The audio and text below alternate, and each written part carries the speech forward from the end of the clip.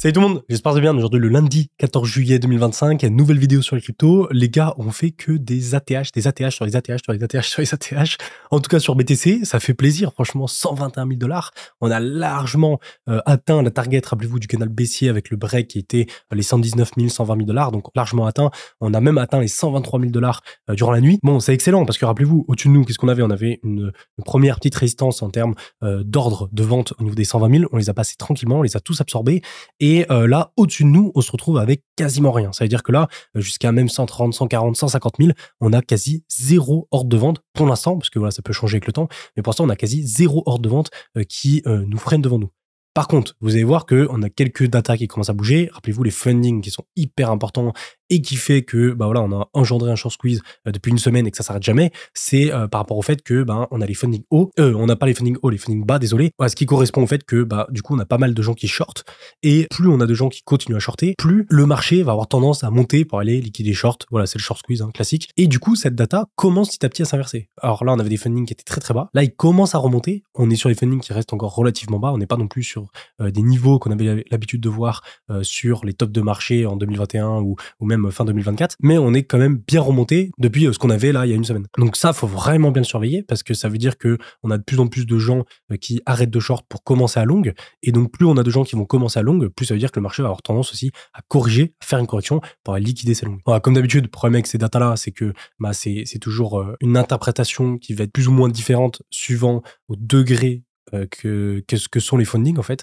C'est plutôt une échelle sur laquelle sont les fundings, et c'est pas parce que voilà, ça a atteint un certain point que forcément ça a corrigé, ou ça a atteint un autre point que ça a forcément monté quoi. Et c'est beaucoup plus nuancé. Et vous allez voir aussi qu'il faut faire gaffe, on a des petits gaps CME qui sont créés juste en dessous de nous au niveau de BTC, donc on va les voir tous ensemble, mais on va beaucoup plus se focus sur les altcoins, parce que vous allez voir que les altcoins, on est sur une configuration, les gars, qui est pour moi hyper intéressante. Et le problème, encore une fois, des altcoins, c'est que pour choper le bon moment, alors que ce soit un investissement, c'est beaucoup plus simple, parce qu'il suffit d'investir et voilà, de le faire régulièrement, un peu du DCA, etc. Et ça permet de lisser son achat, et puis quand ça pète, de cash out progressivement. Mais au niveau du trading, pour les entrées, en fait, rentrer en longue court terme sur les altcoins, c'est beaucoup plus complexe parce qu'en fait, timer le moment où ça part, c'est très complexe parce que tu as beaucoup de faux départs. Mais vous allez voir que là, les points que je surveillais pas mal, rappelez-vous dans les dernières vidéos, on en a de plus en plus qui commencent à se valider au niveau des altcoins. Et du coup, ça, c'est hyper intéressant pour la suite. Et donc, je pense qu'on peut avoir une all season que je pensais arriver éventuellement pour la fin d'année, peut-être plus vers septembre, octobre, novembre, décembre, mais qui peut arriver peut-être plus tôt que ça. Plutôt pour la fin de l'été, c'est faisable. Donc on a pas mal de choses à voir. On commence du coup directement par Twitter. Alors rappelez-vous, les taxes douanières qui nous posent toujours un peu problème, même si bon, c'est beaucoup moins le bordel que ce qu'on avait il y a quelques mois. On a du coup les US, donc Trump, qui ont donné leur liste des taxes douanières qu'ils veulent imposer au pays. Et donc forcément le plus important, l'Union européenne, on a 30%. Et après, bon voilà, on a toute la liste des pays, et ça varie de environ 25% au plus bas jusqu'à 50% au plus haut. Je sais pas pourquoi ça change comme ça. Vous voyez, le Brésil 50%. Bon, il y a plein de raisons qu'on n'a pas et qui prennent en compte. Et ces taxes douanières, c'est vraiment un double tranchant. À la fois, ça peut être ultra bénéf pour les marchés. À la fois, ça peut ne pas l'être du tout si ça part mal. En gros, si les pays trouvent des accords avec les États-Unis, si des accords sont réalisés avec les États-Unis et sont validés, les marchés devraient vraiment l'apprécier, vraiment voir ça comme une bonne news, parce que ça veut dire que ça y est, on aura plus de problème des taxes douanières, et que une fois que voilà, l'accord est validé, on n'a plus rien qui va nous faire peur par rapport à ces DAX, et donc ce qui pourrait nous faire descendre. Par contre, l'autre truc qui est de l'autre côté de l'effet double tranchant que ça peut nous faire, c'est que si on n'a pas d'accords qui sont trouvés et que on a une escalade comme on a vu il y a quelques mois entre les États-Unis et les pays par rapport à ces taxes douanières, ça, forcément, les marchés vont pas l'apprécier. Donc ça, voilà, c'est vraiment, je pense, la news la plus importante à suivre pour voir comment ça évolue. Sinon, mis à part ça, on n'a pas non plus de grosses news sur le marché. Au niveau économie, on est toujours dans l'attente, rappelez-vous, de Powell, s'il va démissionner de lui-même, et qu'on va avoir une nouvelle personne qui va arriver à la tête de la Fed. Ça va être quand même très important aussi à surveiller, mais pour l'instant, pas de news par rapport à ça. Et bien sûr, surveiller aussi les taux d'intérêt de la Fed, voir comment ça évolue. Sinon, si on se penche plus sur BTC, donc là, on va se pencher plus sur BTC à court terme. Donc, qu'est-ce qu'on a devant nous? Ce que je vous expliquais en intro, c'est que le gros point positif, c'est qu'on n'a aucun mur de vente devant nous. Regardez ça, au niveau de BTC, là, c'est hallucinant. Vous voyez, on avait full mur, que ce soit en dessous ou au-dessus. En montant, on a tout absorbé. Vraiment, les gars, la force acheteuse, vous vous rendez pas compte, mais la force acheteuse qu'on a eue pour tout absorber ici, se poser là, et bam, et repartir et tout absorber, c'est pour montrer à quel point c'était intéressant pour le marché d'aller liquider ses shorts, et qu'on avait beaucoup de shorts présents. Et c'est pour ça que moi, j'étais pas mal focus sur les fundings les dernières semaines, en vous disant, putain, mais les fundings, dans toutes les vidéos, je disais, les fundings, c'est une dinguerie qu'ils soient aussi bas, ouais, qu'il y a autant de gens qui shortent. Et là, le marché, en fait, est tout simplement en train de rééquilibrer ça, en allant sortir tous ces shorts, en faisant remonter les fundings progressivement. Et c'est fou fou de voir à quel point, quand le marché corrige comme ça et que ça commence à repartir, il n'y a plus personne qui croit au mouvement. Et qu'il faut que le BTC refasse un ATH sur un ATH sur un ATH pour que les personnes commencent à reprendre confiance au mouvement de BTC. Et sauf qu'une fois que les gens reprennent confiance, ça commence à être trop tard. C'est toujours ça le problème. Mais du coup, là, si on regarde au niveau des murs, vous voyez, on n'a pas grand chose en dessous de nous, mais au-dessus de nous, c'est pareil. Vous voyez, c'est le vide complet. J'ai rarement vu ça. On a vraiment zéro mur. C'est-à-dire que là, si on veut tracer tout droit à 125, 130 000, 140 000, on n'a pas de mur de vente qui vont nous freiner par rapport à cette data-là. Donc ça, c'est un super bon point. Par contre, les autres points qui sont un peu moins positifs, c'est au niveau des funding, comme je l'expliquais. Vous voyez, on a l'open interest qui est bien monté. Donc l'open interest, je vous rappelle, ça représente le nombre de positions totales ouvertes sur les marchés dérivés futurs, donc avec effet de levier sur BTC. Donc ça veut dire qu'il y a beaucoup de positions qui sont ouvertes. Et ensuite, pour savoir si c'est plus de longs ou de shorts qui sont ouverts, il faut regarder les fundings. Plus les fundings sont bas, plus ça veut dire que il y a de plus en plus de shorts qui sont ouverts. Si les fundings sont en négatif, ça veut dire qu'il y a plus de shorts que de longs sur le marché. Et inversement, si les fundings sont très hauts, ça veut dire qu'on a beaucoup plus de longs qui sont positionnés sur le marché. Donc si on a des fundings qui montent très fortement et qui arrivent, je sais pas, à 0, 0.3, 0.04 par exemple, qui sont assez élevés, ça veut dire qu'on a de plus en plus de longs et que donc le marché arrive potentiellement vers un top à court terme et qui va sûrement corriger parce qu'on a trop de gens positionnés en longue et donc le marché va nettoyer vers la baisse. Un peu l'inverse de ce qu'on a fait tout simplement les dernières semaines. On avait des fundings très bas, donc beaucoup plus de shorts et du coup le marché est monté pour aller liquider ses shorts. Et on l'a vu au niveau des liquidations, on avait cherché 1,3 milliard quand même de dollars de liquidation en 24 heures sur les shorts, c'est énorme. Mais du coup, par rapport à ces funding, donc ça c'est toujours compliqué, c'est de savoir quel est le niveau intéressant ou pas pour faire un short squeeze. Donc là, rappelez-vous, les derniers jours plutôt, on était à 0.0001, voire 2, 3. C'était vraiment que dalle. Et donc là, juste le fait de passer à 0.01, on fait quasi x10, vous voyez, par rapport à quand on était là. Et là, on fait x10 pour passer là. Donc vous voyez, on augmente quand même assez fort. Et là, on a 0.01, ce qui est du coup assez élevé par rapport à ce qu'on a connu il y a une semaine, mais ce qui reste encore très raisonnable par rapport à ce qu'on connaît normalement sur les tops de marché. Donc, ce qu'il faut en conclure de ça, c'est que pour l'instant, les gens commencent à comprendre qu'il faut mieux long que short BTC. Petit à petit, ça commence de plus en plus à s'inverser. Et donc, c'est vraiment, je pense, la data la plus importante à surveiller. C'est est-ce que les fundings vont remonter fort ou pas. Plus vous allez voir les fundings monter, plus il va falloir se méfier parce que ça veut dire qu'on va se retrouver proche d'un top sur BTC à court terme. Même si pour l'instant on a encore un peu de marge, c'est pour ça que j'exclus pas le fait qu'on puisse monter encore à 125 000, 130 000 vu qu'on n'a pas d'ordre de vente, c'est largement faisable, mais c'est pas pour autant que personnellement je vais rentrer sur BTC à court terme. Parce qu'on a ce risque-là de plus en plus important sur BTC au niveau des fundings qui peut nous faire un top temporaire. En plus de ça, on peut cumuler le gap CME, regardez les gaps CME qui sont, donc on en a deux, on a un ce week-end qui a été créé à 118 200$ et un deuxième gap CME à 114 000$. Je vous rappelle, les gaps CME, environ 9 fois sur 10, ils sont comblés. Ils peuvent ne pas être comblés et du coup créer un gap de rupture, ce qui forme en général ensuite une forte tendance haussière, ce qui est possible, surtout en début de tendance haussière comme ça. Et du coup, là, je pense qu'il faut se dire par rapport à ces gaps CME, c'est pas que voilà, il y a des gaps CME, donc on va forcément aller les chercher.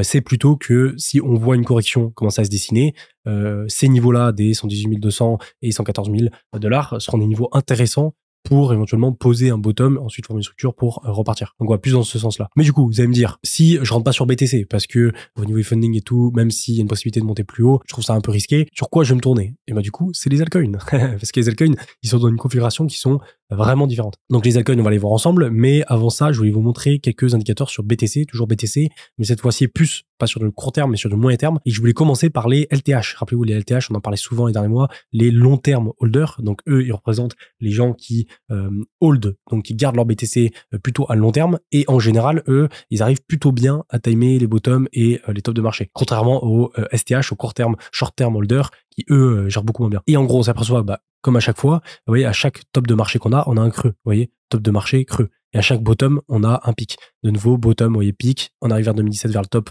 on a un giga creux. Le bottom, on a une montée. De nouveau un top, on a un creux. On remonte pour le bottom, on redescend pour le top, on remonte pour le bottom plein pot. Et là, vous voyez, petit à petit, à chaque fois qu'on a un top, hop, on a un creux. Hop, on a un creux. Et là, qu'est-ce qu'on fait? On fait que monter, vous voyez. Donc, cet indicateur, il faut tout simplement se dire que quand il commence à dégringoler, vous voyez, comme on a ici, quand on commence à avoir des ventes massives sur les long term holders, qu'on a eu ici en 2017, 2021, ça veut dire qu'il faut faire attention parce que ça veut dire que les long term holders vendent et que du coup, on se rapproche de plus en plus d'un top de marché. Inversement, quand les long term holders accumulent et que ça monte, ça continue à monter, ça veut dire que le top de marché n'est pas pour tout de suite et on a encore de la marge. Et ce qui est intéressant, c'est que pour l'instant, vous voyez, on est sur une accumulation des long term holders. Vous voyez, là, depuis les derniers mois, depuis le début d'année, on fait que accumuler, donc forcément le cours suit, hop, monte. Et le jour où on va commencer à vendre du côté des long term holders, le marché va commencer éventuellement à former un top. Donc pour l'instant, on n'y est pas, mais ça peut très bien arriver dans 2 mois, 3 mois, 4 mois.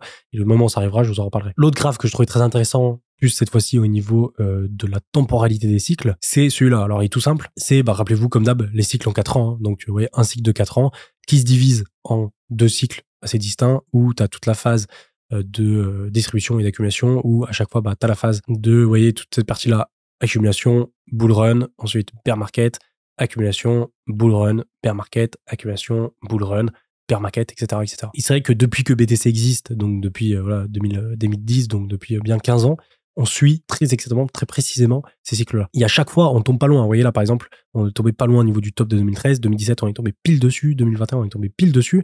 Et si on le décale à 2025, donc pour ce cycle actuel, on tomberait vers environ mi-octobre 2025. C'est toujours dur de donner précisément parce qu'on est sur des échelles de temps qui sont énormes, on est sur des cycles de temps de 4 ans, donc essayer de trouver au mois près, c'est assez chaud. Mais c'est pour ça que moi je vous parlais beaucoup et depuis des années du top du bull run de ce bull run là pour fin 2025, parce qu'au niveau des cycles ça tombe à ce moment là. Et donc est-ce qu'après c'est septembre, octobre, novembre, décembre, là c'est plus dur de le savoir, et ça on le verra au fur et à mesure du temps, plutôt sur une unité de temps plus petite comme le daily. Et ouais, un top de marché vers octobre, novembre, ça paraît grave faisable. Et ensuite de nouveau on aurait toute la phase de bear market et on aurait notre bottom de bear market vers fin 2026, exactement comme on l'a eu fin 2018 et fin 2022. Et donc ça c'est pour BTC, ça c'est le cycle de BTC. Et c'est vrai qu'on parle énormément du cycle de BTC, mais beaucoup moins du cycle des altcoins. Et du coup, on a plus du mal, je trouve, à se représenter le cycle des altcoins. Et du coup, c'est pour ça que je vous l'ai fait dans le prochain tweet. Vous voyez juste là. Regardez la différence qu'on a entre le cycle de BTC et des altcoins. C'est fou. Mais en gros, en violet ici, donc les carrés violets, ça représente les altcoin season qu'on a eu. Ok, donc pour l'instant, on en a eu 2. 2017 et 2021, et là j'ai anticipé la prochaine altcoin season là qu'on pourrait avoir pour septembre, enfin pas pour septembre mais pour les prochains mois. Et c'est vrai que c'est assez choquant de voir le temps d'attente qu'il y a entre chaque altcoin season, quoi. C'est hyper long. Et en fait ce qui est fou aussi là-dedans, c'est voir le temps d'alcoin season, à quel point il est court, à quel point il est short. Regardez sur BTC, vous voyez la phase de bull run, elle est de ici, vous voyez, par rapport au cycle là, théorique, de ici à ici. Donc ça veut dire de 2017 à 2018, c'est 1 an. Ouais, là c'est de 2021 à 2022, donc c'est 1 an. Et là de nouveau c'est de 2025 à 2026, donc pareil c'est 1 an. Un peu moins d'1 an, vous voyez, en général c'est 8-10 mois. Ce qui est quand même assez long, 8-10 mois pour un cycle de bull run de BTC. Les altcoins, c'est pas 8-10 mois, c'est genre 1 ou 2 mois maximum, genre. C'est vraiment short. Vous voyez, en 2017, alors on a eu plusieurs phases des altcoins avant, mais la grosse dernière altcoin qu'on a eue, ça a duré ici à peine une trentaine de jours. En 2021, vous voyez, ici, c'est toute cette phase-là de environ mars, qui avait quand même commencé un peu plus tôt, mais la grosse partie de la saison, c'était cette période-là, de mars à mai, qui a duré genre 2-3 mois. Et donc, comparé à la hausse de Bitcoin qui, elle, dure sur 8-10 mois, mais qui est moins intense, c'est quand même assez différent. Mais du coup, là, de même, au niveau de la temporalité des altcoin season, on est encore bon pour ce cycle-là. Parce que je vois pas mal de gens qui se disent ah, mais l'alcoin season, c'est trop tard, on pourra pas l'avoir. Si on l'avait eu, ce serait avant. Mais il faut pas oublier, les gars, que l'alcoin season, ouais, ça dure à peine 1 mois, 2 mois, 3 mois maximum. Et en fait, là, par rapport à la timeline dans laquelle on est sur BTC, où on est en juillet 2025 et que logiquement, théoriquement, on devrait avoir notre top de bull run pour la fin d'année, entre, vous voyez, octobre et aller jusqu'à décembre, on a encore le temps de caser ces 1, 2, 3 mois d'alcoin season. Et souvent en plus, l'alcoin season, ça arrive en fin de cycle, comme on a eu en 2017. Et même si pour 2021, c'était un peu différent. Bon, et du coup, les points que je regarde personnellement pour l'alcoin season, rappelez-vous, c'est le BTC qui a déjà fait la majorité de son bull run. Et donc ça, on est vraiment bien parti pour. Vous voyez, le BTC a déjà fait une grande partie de son bull run. On est parti des 15 000, là on est à 120 000, donc on a déjà fait une bonne grosse partie. Je pense pas qu'on fera 2 fois plus gros que ça. On ira sûrement peut-être à 150 000, voire un peu plus haut, mais au-delà de 200 000, personnellement, pour ce bull run-là, moi, j'y crois pas. Et je pense que là, on a déjà fait plus de 50% de notre bull run, minimum. Ensuite, la deuxième chose, c'est la Bitcoin dominance qui est ultra haute. Et donc ça, c'est vraiment une bonne chose, pas le fait qu'on ait une Bitcoin dominance super haute, même si on n'est pas sûr et certain que la Bitcoin dominance va redescendre comme on le fait depuis toujours. C'est dans la suite logique des cycles, ce qu'on fait à chaque fois. Ensuite, on a des breaks intéressants, que ce soit sur ETH-BTC, le Total 3 qui est en train de break, et ETH-BTC qui a pas encore validé, mais qui petit à petit arrive. Et la deuxième chose, c'est toutes les baisses des taux d'intérêt qui va favoriser les risk-on. Et le dernier point qui est le plus important pour moi, c'est surtout toutes les personnes qui sont devenues BTC Maxi et qui ont complètement lâché les altcoins. Ça, c'est ce qui me rend le plus bullish, le fait que tout le monde soit en mode BTC Maxi et que personne ne croit aux altcoins. C'est vraiment ce qui me rend le plus bullish. Et par contre, je le précise bien en dessous, et ça c'est toujours le cas, je suis bien plus bullish sur BTC à long terme que sur les altcoins. Et en fait, dans ce tweet, je parle uniquement, vous voyez, des 6 prochains mois jusqu'à la fin de ce bull run pour les altcoins. Mais à long terme, je pense qu'il y aura que BTC qui restera vraiment utile et que 99% des altcoins ne survivront pas. Et que si on prend une unité de temps de, je sais pas, sur 30 ans, je pense que dans 30 ans, tous les altcoins qui existent aujourd'hui bah, t'en auras peut-être 1%, 1 ou 2% qui auront survécu. Mais par contre, BTC, lui, il sera toujours là. Et du coup, mon objectif, là, de focus les altcoins, c'est juste de prendre plus de gains pour accumuler plus de BTC après, en fait, tout simplement. Donc, l'objectif final, c'est bien accumuler plus de BTC. Mais je passe par les altcoins pour faire plus de gains et du coup accumuler plus de BTC. Ce que j'ai fait en 2021 qui a très bien marché, ce que j'ai commencé à faire pour ce cycle qui est plus compliqué, mais qui, je pense, bon, devrait bien se finir, on verra comment ça se passe. Mais après, je pense que une fois que ce cycle sera fini, je pense pas me refaire cette strat de me remettre sur les altcoins, etc. parce que c'est beaucoup de temps, beaucoup d'énergie et beaucoup de galère sans être sûr que ça va marcher. Ou alors le faire avec un plus petit pourcentage. Donc voilà. Ensuite, tiens, je vous ai fait un petit tweet pour m'auto-tailler. Ça fait des dizaines de fois qu'on essaie de tous timer le début de la Elk Season. On finira bien par arriver un jour, et ce jour-là, on se prendra tous pour des génies. Des génies, les gars, du trading. Mais on s'en fout. Le but, c'est qu'on fasse tous un max de profit avant le prochain bear market. Ça, c'est intéressant. Ça reflète bien ce que je vous ai montré juste avant sur les phases de cycle. En fait, les phases de cycle d'Elk Season, elles sont tellement petites. Il y a tellement de faux départs que le nombre de fois on va se planter, mais que ce soit pour les influenceurs comme nous ou les gens classiques qui tradent ou qui investissent, on est tous confrontés au même problème. C'est qu'on a énormément de faux départs et essayer de timer le bon départ, c'est dur. Mais quand tu y arrives, bah, tu gagnes énormément. Et c'est ce qui fait que tu as plein de faux départs avant. Parce que tu peux pas réussir à timer du premier coup le départ et que tu gagnes des gros x20, x30 quoi, en trading derrière. Et du coup, tu es forcément obligé de te taper plein de faux départs qui te font perdre de l'argent jusqu'au moment où tu times le bon départ et qui fait que ça te rentabilise largement tout ce que tu as perdu avant. Mais c'est le game des altcoins, hein, tout simplement. Allez, pour revenir sur les altcoins à court terme, ouais, les altcoins arrivent enfin au début de ce qu'on attend depuis plus de 4 ans. On commence par le Total 3 qui s'est bien réveillé avec la clôture daily. Ça fait 5 mois, les gars, qu'on est dessous. 5 mois. Regardez ça. Une fois ici, là, support, on casse. On va tester en tant que résistance. Et là, enfin, regardez le rattrapage. Franchement, on était là, c'était un peu... Il fallait du temps quoi pour qu'on monte, et là, bam, on accélère en daily, on fait que imprimer des bougies vertes, on suit BTC, c'est-à-dire qu'on a BTC qui monte, on a des altcoins qui montent encore plus, donc c'est excellent, c'est pas arrivé depuis longtemps, et on break enfin ce niveau. Enfin, les gars, regardez, la clôture daily d'hier, c'était déjà bien parti, mais on n'était pas encore bon. La clôture daily d'aujourd'hui, si on n'a pas de dinguerie aujourd'hui, bon, je croise les doigts pour, mais si d'ici ce soir, on n'a pas les altcoins qui se crachent complètement, on devrait avoir nos clôtures daily qui se passent au-dessus de cette résistance-là, et on a enfin le break de ce Total 3 que j'attends depuis longtemps. Et si on regarde en weekly, ça me fait vraiment à penser à ce qu'on a eu ici en fin 2024. Vous voyez, ça, c'est le break que je vous ai montré juste avant. Alors là, cette fois-ci, c'est en weekly, donc c'est des unités de temps au-dessus. Mais on voit, vous voyez, la structure conforme, où on a un joli W qui est en train de se faire. Alors, c'est pas un W parfait avec le double bottom parfait, mais on a un joli double creux, vous voyez, un peu décalé qui se forme. Et on a ça sur la plupart des altcoins. Et ça me fait vraiment à penser à ce qu'on avait fin 2024. Vous voyez, on avait vraiment cette structure-là. On était bien monté. On est venu corriger assez fort. On forme la zone de bottom. Et là, bam, on est en train de break. Là, c'est exactement ce qu'on a, vous voyez. On corrige. On forme la zone de bottom et bam, on est en train de break. Et du coup, se positionner, c'est vrai, ici, bon, ça aurait été mieux de se positionner là plus bas, mais ouais, on est encore dans la phase de break qui peut décoller. Donc ça, c'est pour le Total 3, donc qui correspond à tous les altcoins, en enlevant ETH et BTC. Maintenant, si on focus Ethereum, on passe progressivement, vous voyez, les 3000 $. Il pourrait très vite revenir à 4000 $, ce qui pourrait pousser ETH contre BTC à la hausse, qui n'a pour l'instant pas encore fait de plus haut. Vous voyez, ça, c'est ETH, regardez ça, on a un autre, rappelez-vous, notre niveau de break, là, niveau 2008, 3000 $. On est en train de passer les 3000 $ actuellement. Et le but, c'est qu'une fois que tu passes les 3000, bah, que bam, ça enchaîne. Et comme on avait fait fin 2024, arriver vite vers les 4000.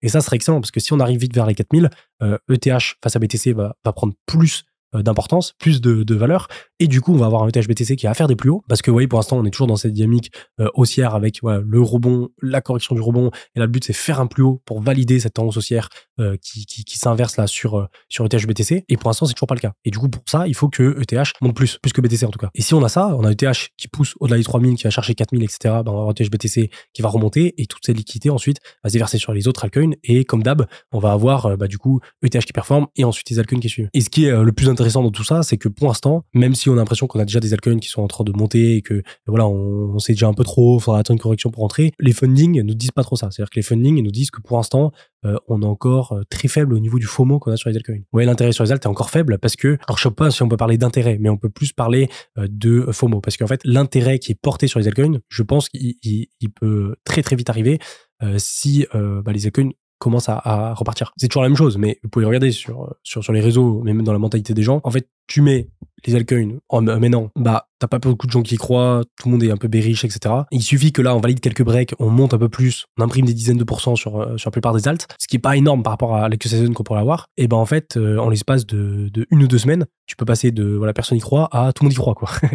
C'est l'opportunité du siècle. Et ça arrive très très vite en général. Mais du coup, pour l'instant, on l'a pas encore atteint, vous voyez. Parce que les fundings, ils sont très très bas. Juste à voir, regardez sur les fundings de total des alt. Donc là, on a tous les altcoins avec du coup les fundings qui représentent, rappelez-vous, le nombre de shorts et de longs qui sont positionnés sur les altcoins.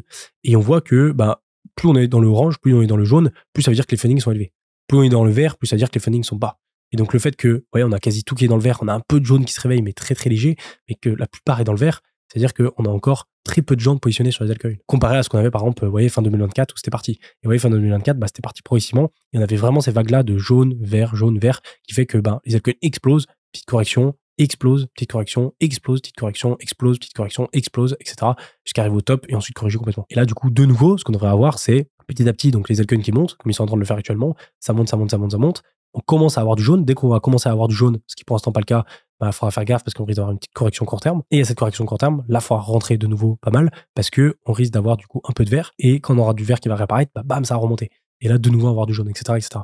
Donc ça, bien sûr, je travaille au courant de voir comment ça évolue. Et allez, pour finir, sur Twitter, les gars, le small caps que je vous ai passé la dernière fois en vidéo a explosé. Je sais pas si du coup vous avez pu vous positionner dessus parce qu'il a bien pété. Mais en gros, c'était dans la vidéo de Bitcoin, ses opportunités de trade. Je crois que j'avais sorti la vidéo il y a 3 semaines environ. Bon, il y a pas beaucoup de gens qui l'ont vu, hein. Je crois que c'est une vidéo qui a dû faire genre 3000 vues. Mais je vous avais passé dans la vidéo Codec, qui est le seul small caps que j'ai vraiment acheté là sur les derniers mois, parce que c'est le seul auquel je croyais pas mal et je trouve qu'ils ont une technologie au niveau de l'IA robotique là que eux seuls ont, et du coup ça devrait péter. Et en fait, ce projet-là, je expliquais dans la vidéo que je l'avais eu via un pote qui me l'avait partagé à 800 000 $. C'est-à-dire que il m'avait partagé les gars le token à 800 000 $ ici. Et depuis les 800 000 $ par rapport au prix auquel il est actuellement à 10,5 millions, du coup, je serais en x13.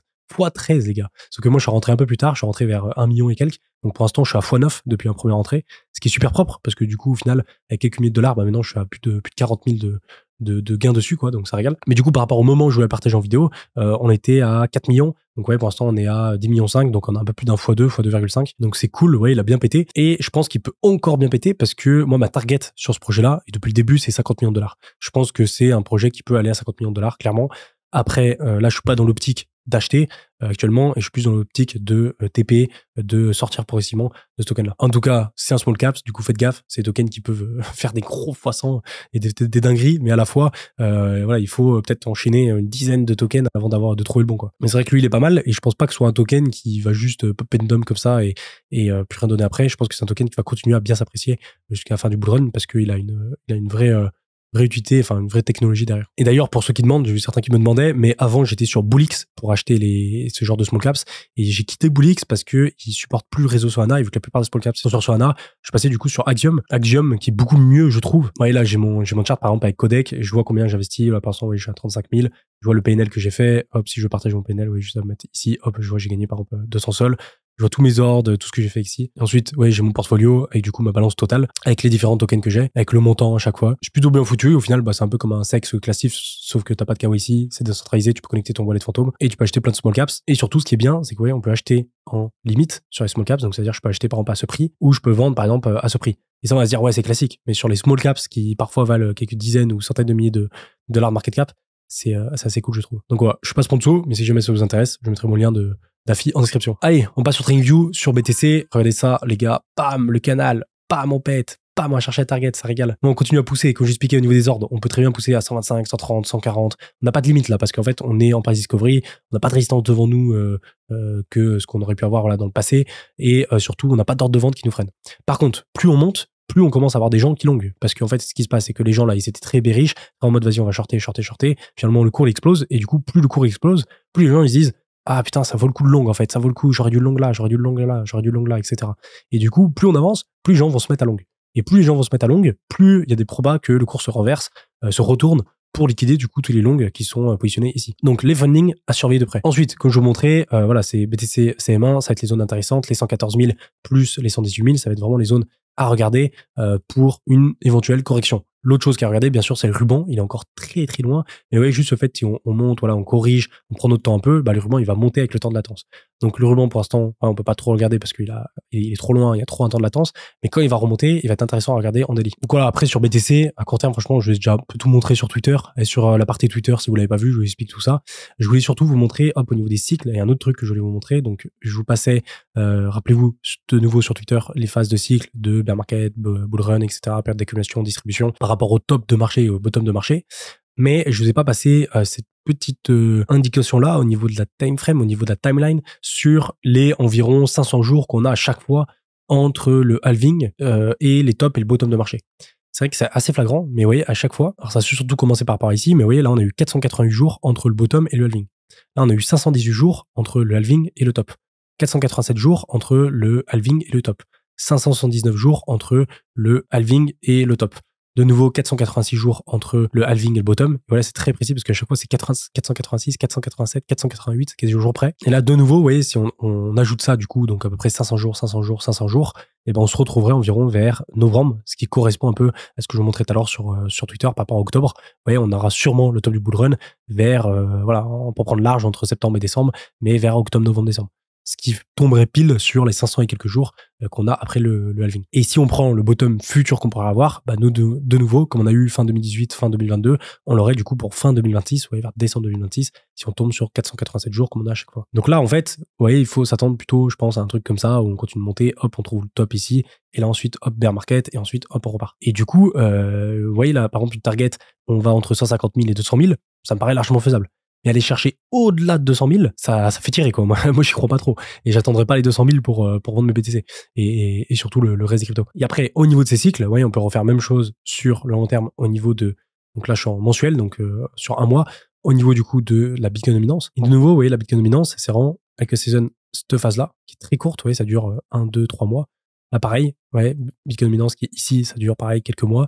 Alors, c'est vraiment cette phase-là où ça dure 2-3 mois, mais là, si on prend plus large, c'est 4-5 mois. Et là, de nouveau, vous voyez, le but, c'est de former, du coup, cette phase d'Elke Season qui pourrait durer quelques mois pour la fin d'année. Après, on est tellement sur les unités de temps qui sont longues que le fait qu'elles commencent en juillet, ou elles commencent en août, ou elles commencent en septembre, c'est difficile à timer. Et ça, du coup, on le voit sur du court terme par rapport aux différents niveaux de break qu'on peut avoir. Et ces niveaux de break, on les a pas sur la Bitcoin dominance. Alors, on peut les avoir sur la Bitcoin dominance par rapport au ruban de monnaie mobile. Ouais, quand tu es en weekly depuis le début, le jour on passe en dessous, ça va être quand même un signal fort. Mais surtout par rapport aux autres graphes comme on a sur le Total 3. Vous voyez, le Total 3, que j'ai tout à l'heure aussi montré sur Twitter, mais qui, à peu près comme on a eu fin 2024, ouais, on a eu ce genre de, voilà, baisse, bottom, break, baisse, bottom, éventuellement break ici. Et là, du coup, on le voit très bien en daily où on est en train de passer au-dessus de cette grosse résistance. Et donc, la clôture daily d'aujourd'hui va être très importante. Et celle des jours prochains aussi, forcément. La deuxième chose qui est très importante, bah, c'est ETH. ETH qui est juste là, qui lui est en train de péter les 3000. Ça va être hyper important. Et regardez, fin d'année, là, 2024, quand on est venu ici passer les 2008 puis les 3000, après, on a eu une accélération qui allait tout droit vers les 4000.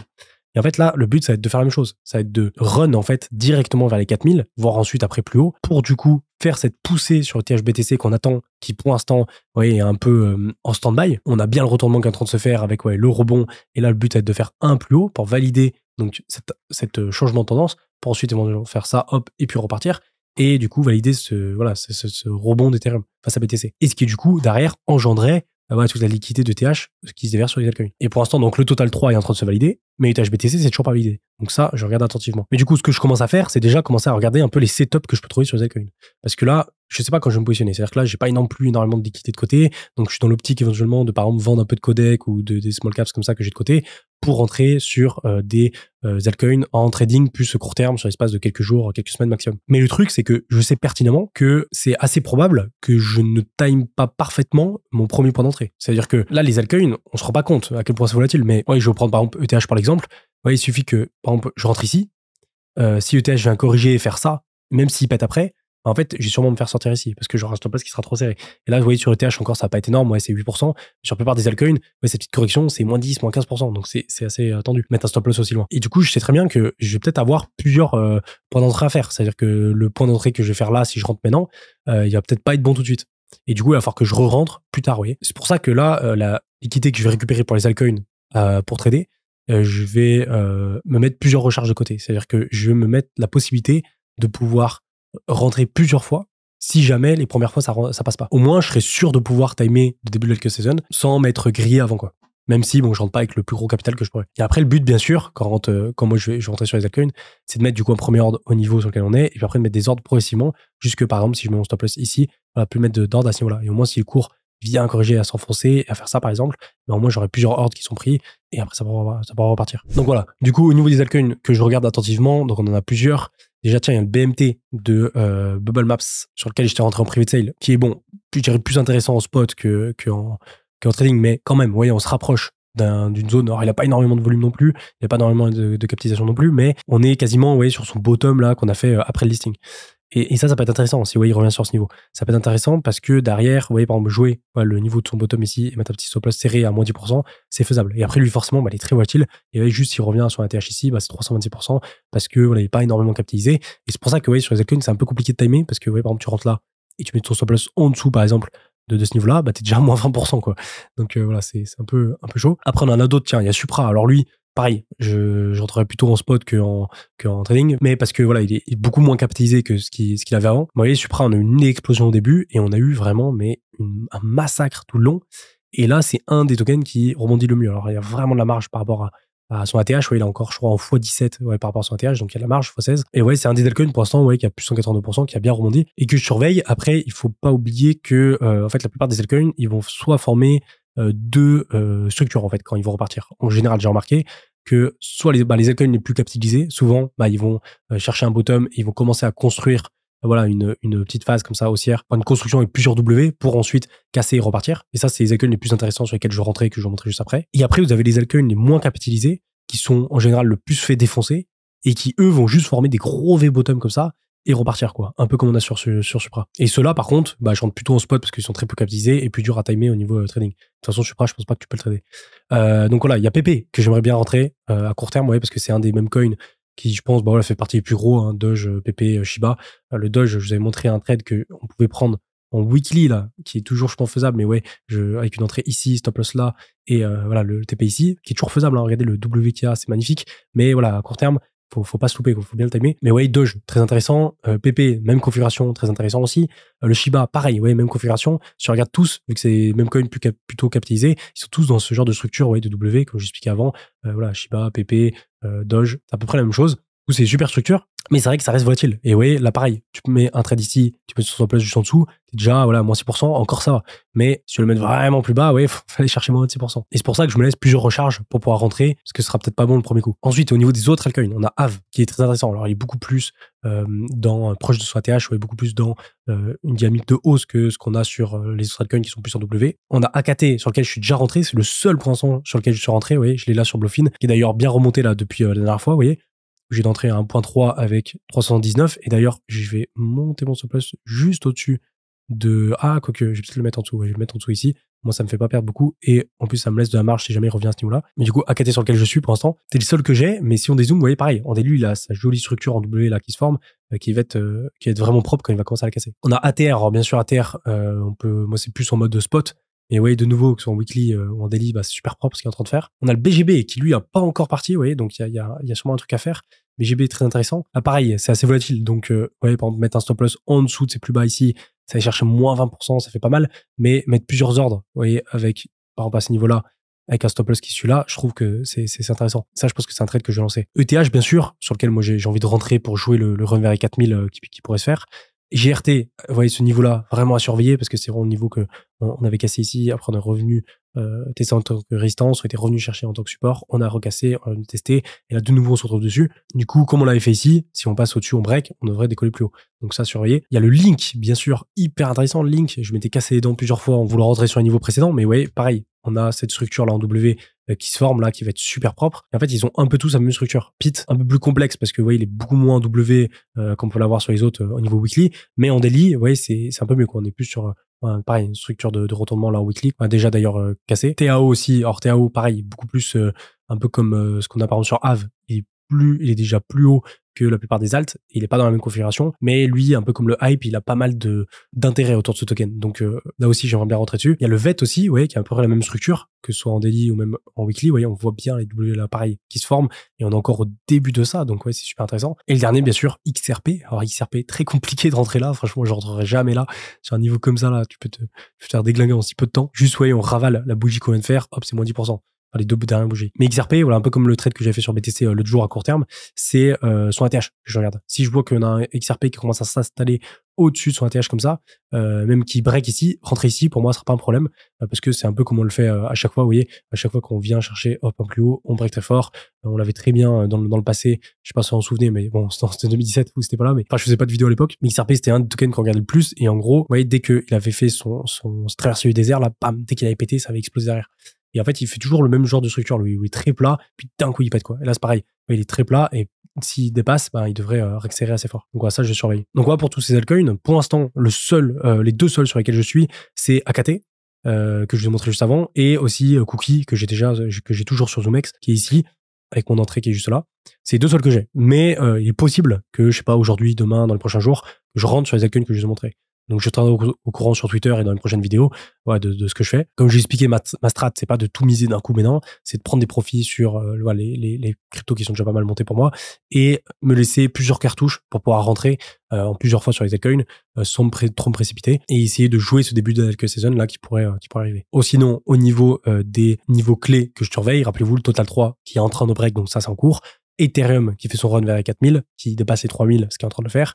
Et surtout, ETH-BTC qui nous fait un plus haut, qui pour l'instant, pas encore fait. Allez, je finis. Tiens, ah oui, juste avant de passer sur le compte de jour, je voulais rapidement passer sur Bybit, parce que rappelez-vous, la dernière fois, je vous ai parlé de Bybit UE, qui est arrivé du coup au niveau européen, parce que rappelez-vous, Bybit s'était fait cancel en Europe, enfin en France surtout, on n'avait plus le droit d'avoir un compte, c'était abusé en France parce que en fait, ils respectaient pas la loi MiCA, etc. Ils respectaient pas la régulation que imposait la France par rapport aux effets de levier, par rapport aux différentes classes d'actifs ou par rapport aux différentes fonctionnalités que proposait Bybit. Moi, j'ai jamais été trop pour ça parce qu'en fait, moi, je suis beaucoup plus dans l'optique de me dire que je préfère avoir plus de liberté, même si j'ai moins de sécurité, que on m'impose une sécurité qui est pour, bon, soi-disant me protéger, mais qui est assez, je sais pas comment je peux dire ça, mais assez commun. C'est-à-dire qu'ils vont imposer une régulation pour tout le monde, mais du coup, au cas par cas, ça va pas forcément, parce qu'il y a des gens, ils vont avoir plus de connaissances que d'autres sur certains trucs, et ils vont vouloir utiliser des fonctionnalités que les autres vont avoir plus de mal à utiliser. Enfin bref, de toute façon, vous me connaissez, je préfère avoir plus de liberté que de sécurité. Mais du coup, la Bybit, ils sont revenus en se mettant aux normes par rapport à la régulation française, et du coup, ils proposent pas de dérivés pour l'instant, mais ça devrait arriver plus tard. Et ils proposent que du spot, et en plus, même pas en USDT, mais tout en USDC, vous voyez. Et du coup, j'ai voulu faire un dépôt là en USDC pour tester et commencer à acheter du spot sur Bybit. Mais regardez, quand je mets crédité, hop, je mets dépôt en crypto, et que j'essaie de déposer du USDT, et hop, Solana, du coup, il me demande le KYC, parce que du coup, c'est obligatoire vu qu'on est en France, enfin régulé en France. Donc, j'ai un KYC français, et j'ai fait le KYC. Et sauf que, je sais pas pourquoi, enfin, j'ai pas fait le KYC, mais j'ai répondu au questionnaire, et je sais pas pourquoi, ils m'ont pas validé, je sais pas pourquoi. Et du coup, je suis bloqué. Donc, s'il y en a parmi d'entre vous qui ont réussi à le passer et à le valider, n'hésitez pas à me dire comment vous avez fait, et si vous avez eu ce problème, n'hésitez pas à me dire aussi si vous avez réussi à le débloquer. Parce que ça m'intéresse, là, j'aimerais bien débloquer mon compte pour pouvoir l'utiliser. Bon, voilà pour ça. Je finis avec le commentaire du jour de Alex qui me dit « Je fais partie de tes abonnés depuis 2020. » Ça régale, ça fait 5 ans alors, c'est ouf. Mais je trouve que t'es trop sûr de toi quand tu as une Elke Season aussi importante qu'en 2021. Les paramètres macro ont énormément changé, sans compter l'arrivée des instits et entreprises sur BTC et plus récemment sur ETH. Je crains que les alts ne connaissent pas du tout une Elke Season équivalente et que ça reste vraiment des petits pumps périodiques. Plus le temps passe, plus le retail a peu d'importance dans ce marché qui se capitalise de plus en plus. Merci pour ton commentaire. C'est très vrai ce que tu dis sur le fait que on a de plus en plus d'institutionnels et de gros acteurs qui arrivent sur le marché que de petits institutionnels, que ce qu'on avait à l'époque en 2021, 2017.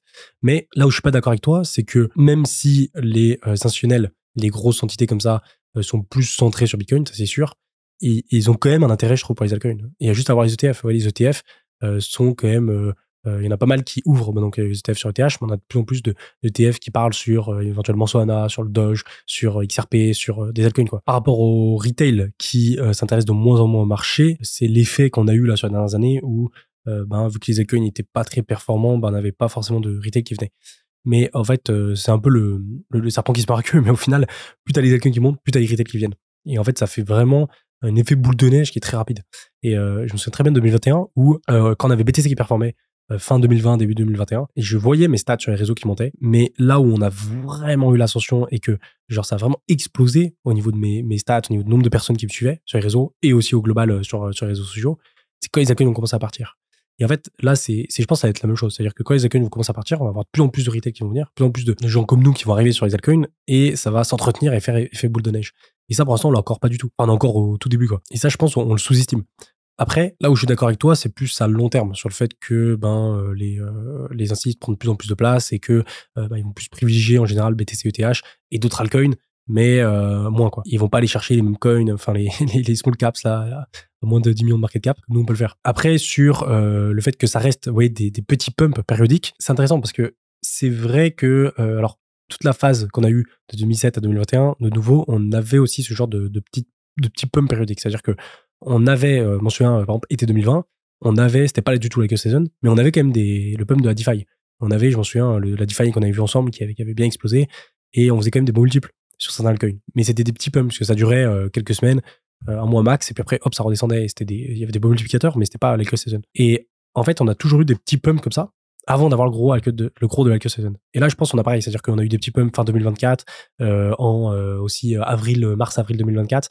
On a eu ce genre de pump qui durait un mois ou deux, où les altcoins montaient, mais c'était pas non plus la folie, mais ça montait quand même bien. Et je pense que le plus gros de ça va être du coup l'Alk Season qu'on va avoir en fin d'année, et qui va faire comme 2021 ou 2017. Mais après, bien sûr, je m'attends pas du tout à ce qu'on a eu en 2021. C'est-à-dire en 2021, les gars, c'était n'importe quoi. Sur Chiliz, je crois que j'avais fait genre un fois 80, fois 200, je sais plus. Enfin, je vérifie, mais des trucs de fou. UOS, pareil. EGLD, j'en parle même pas. J'avais fait plus de fois 100. Il y avait plein d'altcoins où j'avais fait des gros fois 100 en 2021. Et là, j'en ferai peut-être un ou deux, mais je mise pas sur les fois 100 pour cash out. En fait, là, déjà, juste, je me dis, si la plupart des altcoins reviennent à leur ATH, juste les altcoins reviennent à leur ATH, on va déjà aller chercher des x5, x10 sur la plupart des altcoins. Et en fait, déjà, juste avec ça, on va déjà tous reprendre pas mal de bénéfices si on a lissé notre achat à la baisse. C'est sur les dernières années. Et du coup, juste ça, juste le fait que les altcoins reviennent à leur ATH, ça fera pas une Alk Season de folie bien moins grosse que ce qu'on a eu en 2021, mais ça suffira déjà pour la majorité d'entre nous d'être largement rentable sur nos investissements. Et en fait, ce qu'il faut se dire, c'est qu'en 2021, la majorité des altcoins ont fait leur ATH, et ensuite, ils ont imprimé des x10, x20, x30, x50 pour certains, x100 pour les plus gros. Et que là, même si on fait un dixième de ça, et qu'on va chercher, par exemple, l'ATH, puis on fait x2, x3, x4, x5 sur ATH, franchement, ça nous suffira large, je pense, pour la plupart d'entre nous, comme profit. Et ça, je pense, c'est faisable à aller chercher. Et si on compare à 2021, au final, ça fera pas une si grosse Alk Season que ça. Mais bon, à voir, voilà, comme d'hab, après, j'ai pas la science infuse, et c'est les marchés qui ont toujours raison. Et oui, des fois, j'ai raison, des fois, je me plante. C'est pour ça que des fois que je gagne, des fois, je gagne pas. Pas toujours gagner, on peut pas toujours perdre non plus. Mais c'est vrai que le pareil que moi, je fais là pour la fin d'année, il est plus centré sur les altcoins que sur BTC. Par contre, après, c'est vrai qu'une fois qu'on a passé ce bull run, je serai beaucoup plus focus sur l'accumulation de BTC pour le prochain bear market que des altcoins. Donc voilà, grosse vidéo. En plus, les gars, je vous l'ai fait, je suis un peu malade. Du coup, n'hésitez pas à me dire en commentaire des retours sur la vidéo, ça me fera plaisir. Je vous laisse là-dessus pour aujourd'hui, et je vous dis à plus. Ciao!